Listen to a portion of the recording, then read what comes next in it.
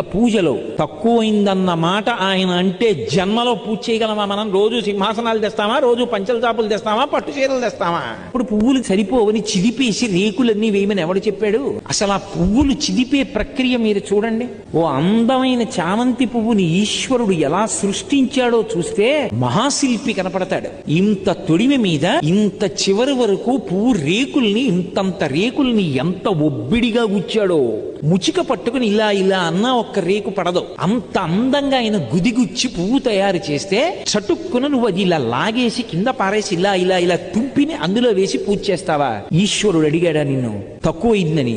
ఏం చేస్తాం మనం? దానికి పనికిరాంది పువ్వుల దగ్గరికి వచ్చేటప్పటికి ఎందుకు తక్కువైంది? ఎందుకు అసలు పువ్వులు అలా విడగొట్టేసి రేకులు చేయడం? అది హింస. పరమ కఠోరమైనటువంటి మనస్తత్వంతో చేసేటటువంటి పని. అంటే కొంతమంది తెలియక చేస్తారు. మనసు కఠినమై కాదు, మనసు కోమలంగా ఉంటుంది, తెలియక పొరపాటు జరుగుతుంది. అందుకే